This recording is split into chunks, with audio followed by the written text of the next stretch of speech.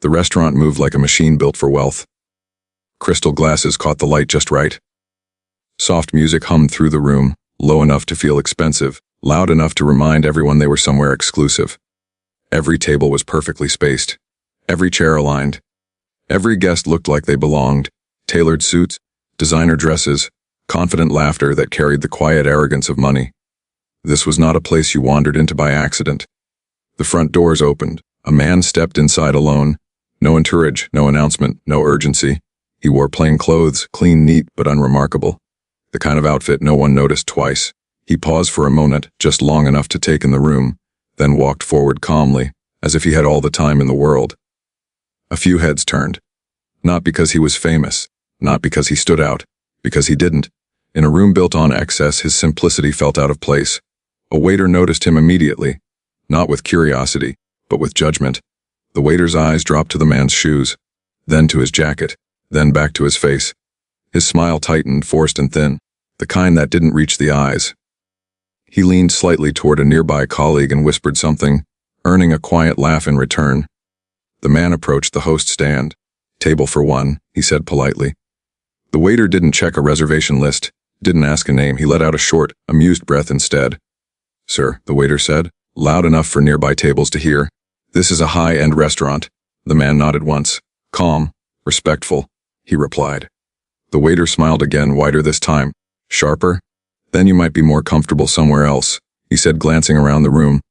"We usually reserve these tables for regulars." A pause. The man didn't argue. He didn't explain. He didn't react at all.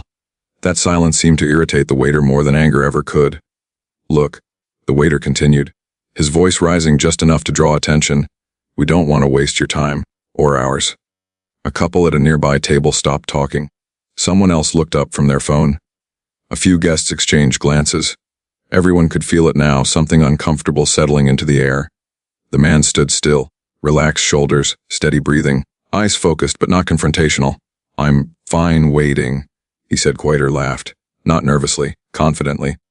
"Waiting won't change the rules," he replied. "This place has standards." That word standards hung there, heavy, loaded. The waiter turned slightly, already dismissing him, as if the conversation were over, as if the man were invisible again. What the waiter didn't notice was how the room had gone quieter.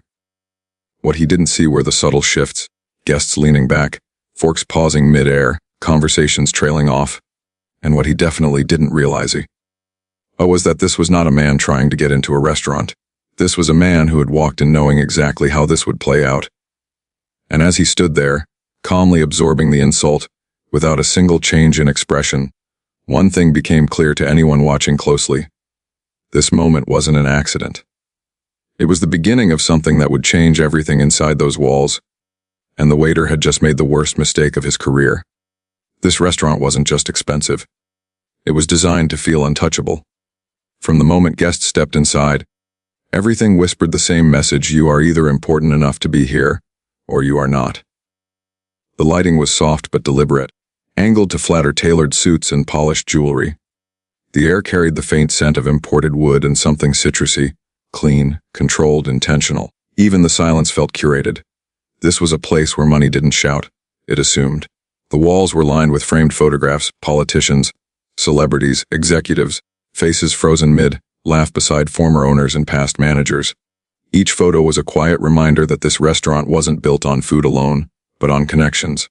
Deals had been made here, careers launched, reputations protected, and everyone who worked there knew it. The staff moved with precision, trained to read people within seconds. Shoes first, watch second, posture third. They'd been taught how to spot high spenders before a single word was spoken. Who deserved attention? Who deserved patience? Who deserved distance? This wasn't written in any manual. But it was understood. Regulars never waited. Their names were remembered. Their favorite tables held even on busy nights. Newcomers with the right look were welcomed warmly, offered wine, smiles, reassurance. The rest were managed, redirected, politely filtered out. Status wasn't a bonus here. It was the currency. At the center of the room sat a long table of guests dressed in muted designer tones. Their voices were calm, confident. Laughter came easily, never loud, never uncertain. These were people used to being listened to, used to service arriving before they ask. Nearby, a younger couple sat stiffly, clearly out of place but trying hard not to show it. They spoke quietly, glancing around as if checking whether they were allowed to be there. Their menace remained open longer than necessary. The room noticed everything, and the room judged. The waiter who had spoken earlier, sharp-tongued, confident, thrived in this environment. He had learned quickly that arrogance passed as authority here, that enforcing standards made management smile, that reminding people of their place earned him approval. Tonight, he felt especially untouchable. The restaurant was nearly full. Important faces everywhere. The manager was busy in the back entertaining a VIP who'd arrived late. No one was watching him closely, or so he thought. What the waiter didn't realize was that environments like this, places built entirely on hierarchy, create blind spots. When everyone is obsessed with who belongs at the top, they stop questioning their own assumptions. They stop seeing people. They see categories. This man, standing calmly near the entrance, had already been categorized, not by his behavior, not by his words, not by his presence, by his appearance.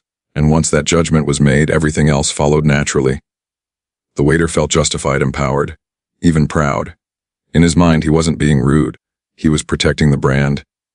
Around the room, guests continued eating, but the atmosphere had shifted slightly, just enough for sensitive people to feel it. A few glances lingered longer than usual. Someone cleared their throat unnecessarily. A woman near the window paused her conversation, eyes flicking briefly toward the entrance before returning to her plate. Nothing obvious. But tension rarely announces itself.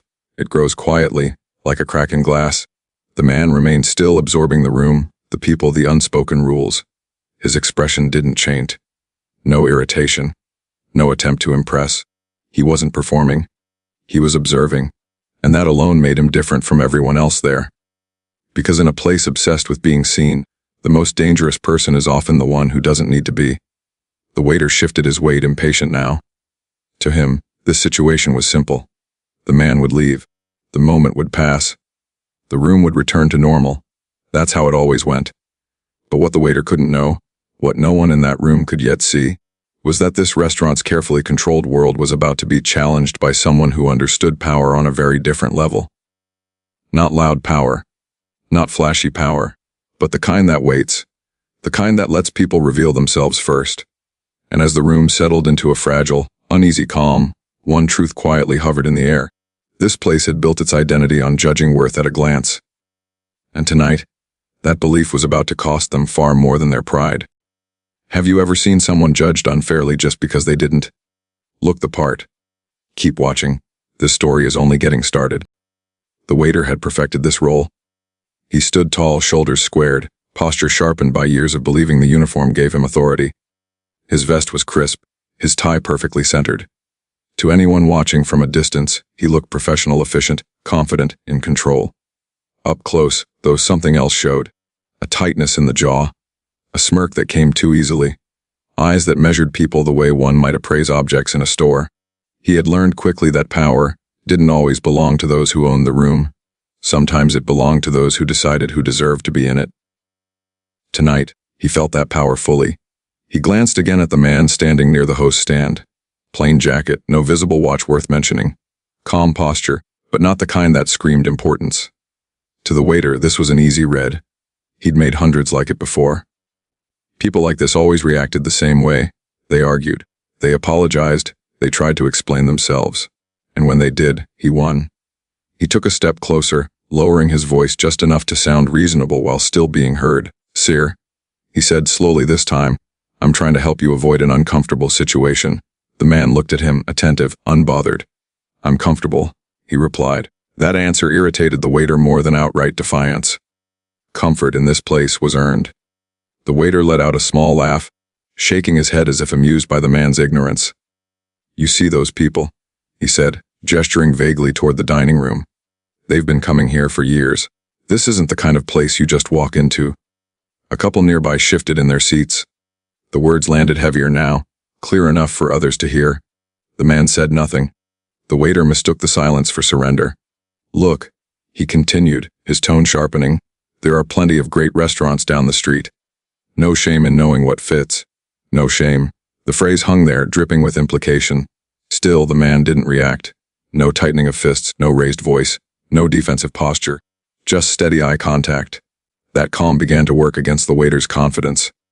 He felt the need to reassert himself, to make the line unmistakable. "So unless you're meeting someone important," the waiter added louder now, "I'm going to have to ask you to step aside." A fork clinked against a plate somewhere behind them. Conversation paused. The room was low breath. The man took a slow breath. He said simply. The waiter scoffed. "Sir, with all due respect," he replied, emphasizing the word respect in a way that stripped it of meaning. "This isn't a place where you just show up." He looked the man up and down again, this time deliberately, openly. A public inspection. The waiter leaned slightly closer, lowering his voice, but not enough. "We have standards," he said, "and standards matter." There it was. The insult was no longer subtle. It was clear, it was loud, and it was meant to humiliate. The waiter straightened, satisfied. In his mind, the situation was resolved. The man would leave. The room would exhale. And he'd be praised later for maintaining order. But something unexpected happened. The man didn't move. Not an inch. No embarrassment crossed his face. No anger flared in his eyes. If anything, his expression softened, not with weakness, but with understanding, as if he had seen this behavior before, many times. That reaction unsettled the waiter. People weren't supposed to stay calm after being dismissed like that. They were supposed to shrink, to apologize, to retreat. This man did none of it. Instead, he stood there quietly, forcing the waiter to feel the weight of his own words echoing in the silence. A woman at a nearby table frowned slightly. A man beside her glanced up, then back at the waiter, his expression unreadable. The waiter felt eyes on him now. He cleared his throat, irritation creeping in. "Sir," he said again, sharper, "I don't have time for this." The man nodded once. "I understand," he replied. That answer, polite, controlled, landed harder than any argument. The waiter's jaw tightened. He had expected resistance or retreat. What he got instead was patience. And patience, in moments like this, feels like judgment. He waved his hand dismissively. "Please move along," he said. "You're holding things up." That was it. The final push. The waiter turned slightly away, already mentally closing the scene, unaware that his behavior had crossed from assumption into exposure. Because now, the room wasn't just watching the man anymore. They were watching him. And whether he realized it or not, the waiter had just revealed exactly who he was, someone empowered by appearances, emboldened by status, and blind to the possibility that real authority doesn't announce itself at the door. The man remained still, calm, silent, waiting, and in that silence, the balance of power had already begun to shift, quietly, invisibly, away from the one who thought he controlled the room. The room waited for a reaction. That was how moments like this usually ended, raised voices, sharp words, embarrassment spilling into open conflict. Everyone had seen it before. Someone pushed too far. Someone snapped. The tension broke in a way that felt predictable, even satisfying. But that didn't happen here. The man remained exactly where he was. No clenched fists, no flushed face, no shift in tone. If anything, he looked more at ease now than he had moments earlier. He stood with relaxed shoulders, hands loosely at his sides, breathing steady. His posture wasn't defensive, and it wasn't submissive either. It was balanced. Controlled, the kind of stillness that doesn't come from fear, but from certainty. The waiter, still half turned away, felt it before he understood it. The silence stretched. Seconds passed, then more. Silence has a strange effect on people. It forces them to sit with their own behavior. It removes the distraction of noise and replaces it with reflection, whether they want it or not. The man finally spoke. Just one sentence. "May I ask you something?" His voice was calm, not challenging, not pleading. Curious. The waiter sighed audibly and turned back, annoyance clear on his face. "What is it now?" he asked. The man met his eyes, steady and unblinking. "Is it the rules that bother you?" he asked quietly. "Or is it me?" The question landed softly. Too softly. There was no accusation in it, no edge, no attempt to trap the waiter. But something about it made the air feel heavier. The waiter opened his mouth to respond, then closed it again. He hadn't expected a question, especially not one that stripped away the comfort of procedure and exposed motive. "It's the policy," he said finally. "Like I told you." The man nodded, as if considering that answer. "I see," he replied. And then nothing. No follow-up, no defense, no explanation. He simply waited. That restraint unsettled the waiter more than anger ever could. The man wasn't playing the game. He wasn't trying to win. He wasn't even trying to be right. He was letting the waiter sit alone with his own words. Around them, the room felt different now. Conversations had lowered. Some guests pretended to focus on their meals, but their attention drifted back again and again. A woman near the bar leaned slightly forward. A man across the room folded his arms, studying the scene with quiet interest. People sensed it. This wasn't weakness. This was discipline. The waiter shifted his weight, suddenly aware of how loud his earlier laughter must have sounded, how dismissive his tone had been. He cleared his throat, attempting to reclaim authority. "Sir, I'm going to ask you one last time." The man raised a hand. Not sharply, not aggressively, just enough to pause the moment. "I'm not here to argue," he said calmly. "And I'm not here to cause a scene." The waiter scoffed. "Then what are you here for?" The man took a breath, slow and deliberate. "To sit," he replied. "To eat, and to leave." The simplicity of the answer caught several people off guard. No entitlement, no threats, no demands. Just intention. The waiter stared at him, searching for something. Nerves, frustration, insecurity. He found none. What he didn't realize was that this man had spent decades mastering something most people never learn: control over self. Not the loud, performative kind. The quiet kind. The kind that doesn't need validation. The man's gaze drifted briefly around the room, not in search of allies, but as if taking inventory. Observing, measuring the space, the people, the energy. He noticed who was watching, who was uncomfortable, who looked away. Then his eyes returned to the waiter. Still calm, still waiting. That patience did something unexpected. It reversed the pressure. The waiter had expected the man to feel exposed. Instead, he felt exposed himself. Because now the choice was his: escalate and look cruel, back down and lose authority, or continue pretending this was about rules. None of those options felt comfortable anymore. The man said nothing else. He didn't need to. His silence was doing the work for him, quietly shifting the mood, forcing everyone in the room to reconsider what they were witnessing. This wasn't a confrontation. It was a demonstration. And as the seconds passed, one thing became increasingly clear to anyone paying attention. Whatever power the waiter thought he had, did not compare to the kind standing silently in front of him. Silence spread through the restaurant in layers. At first, it was barely noticeable. Just a few conversations lowering their volume, a laugh that didn't quite finish. Then it grew heavier, pressing against the walls, settling between tables.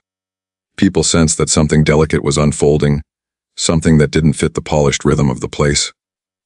The waiter stood there, stiff now, his confidence no longer effortless. He shifted his stance, glanced toward the back hallway where the manager should have been. Nothing. The man remained calm, still, unmoved, unbothered. A couple near the center of the room exchanged looks. The woman's eyebrows knit together slightly, discomfort flickering across her face.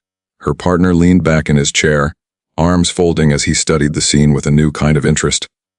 This was no longer entertainment. It was observation. A quiet judgment had begun. Across the room, a man in an expensive jacket paused mid-sip of his drink. He lowered the glass slowly, eyes narrowing as he looked toward the entrance. Something about the situation felt wrong to him, not dramatic, not explosive, just unfair. And unfairness makes people uneasy. The waiter cleared his throat again, the sound sharper than he intended.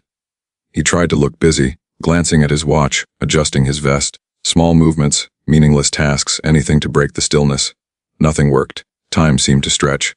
Seconds felt longer here, as if the room itself was holding its breath. The man's presence didn't demand attention, yet it commanded it. He wasn't challenging the waiter openly, but his refusal to react was forcing everyone else to react instead. A staff member near the bar leaned closer to a colleague and whispered something urgently. The colleague nodded, eyes flicking toward the back hallway again. Where was the manager? Normally, situations like this were resolved quickly. A raised voice, a dismissal, someone escorted out, order restored. But this wasn't escalating. It was suspending. A woman near the window shifted uncomfortably, pushing her chair back slightly as if to create distance from the moment. Another guest looked down at his plate, then back up, then down again, clearly unsure where to rest his gaze. The waiter felt it now, the subtle shift of attention away from the man and onto himself. He had become the focus. Every word he'd spoken replayed in the quiet. Every assumption he'd made felt louder now, harsher. He tried once more to regain control. "Sir," he said, forcing firmness into his voice. "We can't keep the entrance blocked." The man inclined his head politely. "I'm not blocking it," he replied.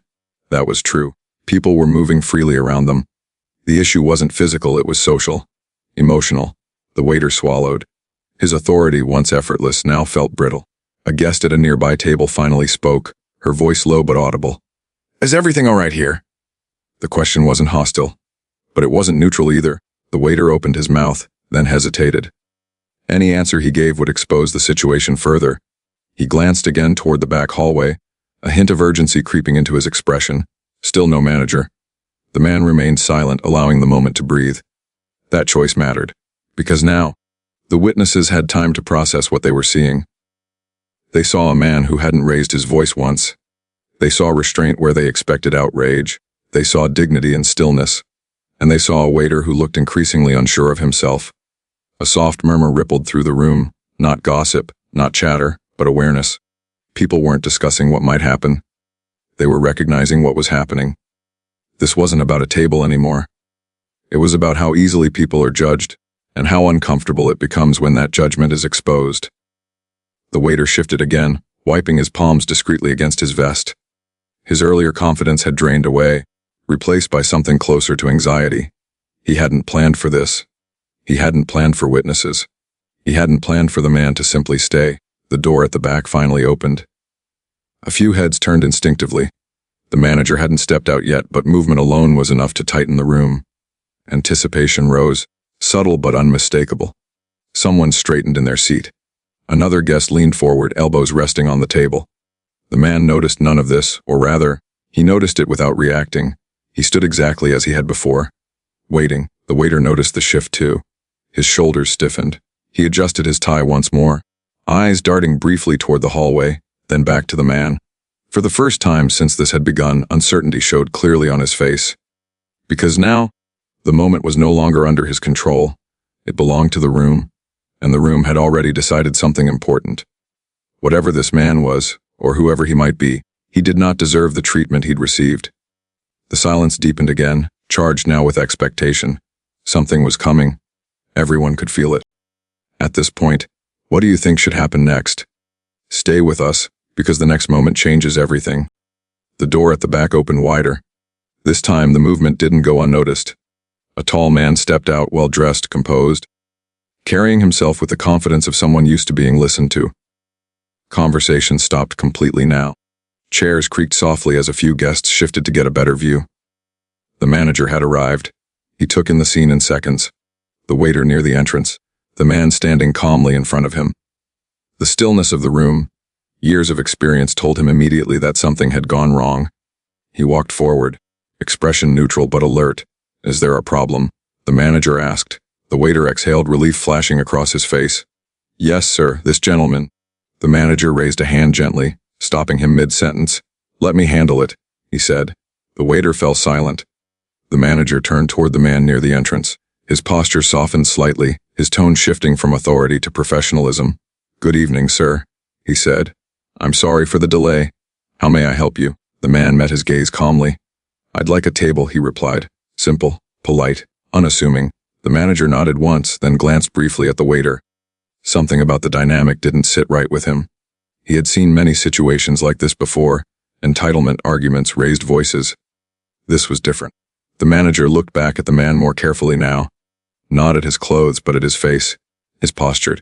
The way he stood, relaxed yet grounded. Recognition didn't hit him all at once. It crept in slowly. A flicker in the eyes, a pause that lasted just a fraction longer than normal. The manager's expression changed, not dramatically, but unmistakably. His tone softened further. "May I ask your name, sir?" he said. The man hesitated for a moment, then answered quietly. "Norris." The manager blinked. Once, then again. He looked closer now, truly seeing the man for the first time. The calm presence, the unmistakable composure, the face he had seen before, just not in places like this. Not standing quietly at an entrance. His breath caught slightly. "Sir," the manager said, lowering his voice instinctively. "Chuck Norris." The name didn't echo. It didn't need to. But it landed. A subtle wave moved through the room, not gasps, not whispers. Just a collective shift, people straightening, eyes widening, understanding settling in quietly. The waiter froze. Color drained from his face as the words caught up to him. His mouth opened slightly, then closed again.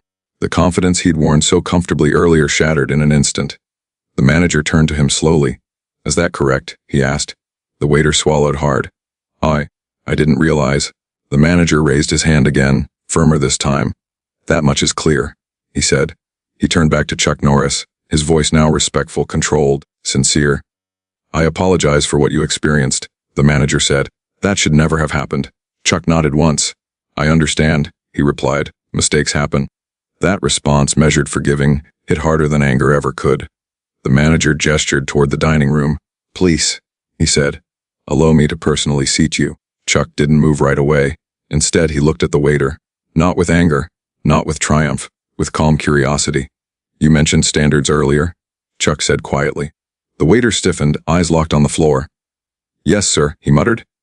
Chuck nodded slowly. "They matter," he agreed. "Especially when no one's watching." The words were soft, but they carried. The manager felt it. The guests felt it. And the waiter felt it most of all. Because now, the situation wasn't about punishment. It was about exposure. The manager turned back to the waiter. "Step aside," he said evenly. The waiter obeyed, shoulders slumped. The authority he'd wielded moments earlier completely gone. The manager addressed the room briefly. "Thank you for your patience," he said. "We'll take care of this." There was no applause, no dramatic reaction, just understanding. As the manager guided Chuck toward a table, one of the best in the room, the weight of what had happened settled fully. This wasn't a celebrity demanding recognition. This was a man who had walked in expecting nothing and revealed everything through restraint. The waiter stood frozen near the entrance, watching silently as Chuck was seated with quiet respect. Every step felt heavier now. Every earlier word replayed in his mind. Because the truth had arrived without warning. Power doesn't announce itself. Respect isn't proven by appearance. And the most dangerous assumption is believing you already know who someone is. The restaurant hadn't just witnessed a reveal. It had witnessed a lesson, and nothing about this night would be forgotten. The restaurant slowly returned to motion. Cutlery clinked again. Conversations restarted in lower tones. Servers moved between tables with practiced steps, careful now, more aware. On the surface, everything looked normal. But something fundamental had shifted beneath the polished calm. The waiter remained near the entrance, no longer standing tall. He wasn't escorted out. He wasn't shouted at. He wasn't publicly humiliated. That absence of drama was the punishment. He watched from a distance as the man he had dismissed, now seated comfortably, treated with quiet respect, spoke softly with the manager. There was no laughter, no celebration. Just calm conversation, mutual understanding. The waiter felt smaller than he ever had. Not because someone had overpowered him, but because no one needed to.